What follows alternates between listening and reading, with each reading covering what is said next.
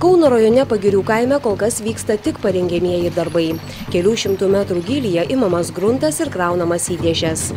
Ištyrus jo kokybę, Druskininkuose registruota įmonė per metus planuoja iškasti 1 000 000 tonų trupinto anhidrito. Tokie grandioziniai nedidelės įmonės planai sukėlė gyventojų pasipriešinimą. Naktimais traukiniai visokie, fūros gal varys tos akmenys. Tai kam čia tą žiūrėk klausyti? Ir reikia sėdveičiai. Čia trumpa šneka, o paskui kada iškas atominės atlikas gal varysi čia. Tai visokias cheminės varys. Tai čia yra bomba. Tokio masto veikla, kai planuojama į metus iškasti 1 000 000 tonų anhidrito, tai yra panašiai diena apie 3000 tonų, tai jinai yra tikrai turės didelį poveikį aplinkai. Vienas klausimų, kodėl šachtą ruošiamas įrengti būtent čia, kur netoliese įsikūrė 14 000 žmonių. Lygiai taip pat sėkmingai tą patį anhidritą galima kasti ir 30 km į pietus, ir į šiaurę, ir 50, ir 100 km, ten pat, kur eina tas pats geležinkelis, kur galima daryti. Bet tenai dar reikia daryti kelis bandomuosius gręžinius, o tai jau pinigai. Šachtai įrengti užsakiusios bendrovės atstovai aiškina, esą žmonės nepatenkinti, nes žlugo jų planai pasipelnyti.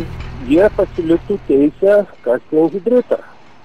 Kiekvienas turi sklypus, susipirkę žmonės virš telkinio sklypus ir tikisi galbūt kažkada tai atėjęs kažkokiam investuotojui parduoti sklypus. Bet kadangi mes paėmėm nuošaliau nuo telkinio ir aprobuojam papildomai dar vieną telkinį, tai jiem kino toks, sakykim, savotiškas noras trukdyti. Kas žadėjo kasti? Taigi mes šalia tokių nėra. Uždarius Ignalinos atominę elektrinę, Lietuvai teks apsispręsti, kur dėti branduolinio kuro atliekas, laikyti jas Lietuvoje ar išvežti kitą šalis, pavyzdžiui, Rusiją. Dar prieš 6 metus kai kurie Lietuvos geologai branduolinio kuro talpyklas siūlė įrengti būtent čia, 12 km nuo Kauno esančiame Pagirių kaime. Aplinkos ministerija tokią prielaidą vadina tik teorinę. Gyventojai įsitikinę, kad įrengti branduolinės talpyklas šiose žemėse ruošiamasi labai rimtai.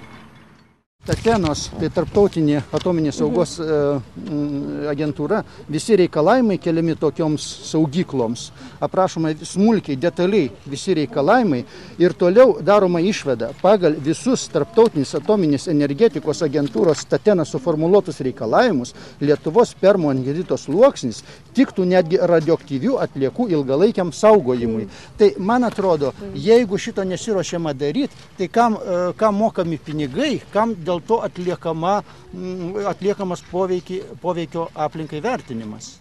Pirminis tikslas yra būtent anhidrito kasyba, o ne kažkokių tai kitokių medžiagų saugojimas ar laidomas būsimose anhidrito šachtose ar galerijose.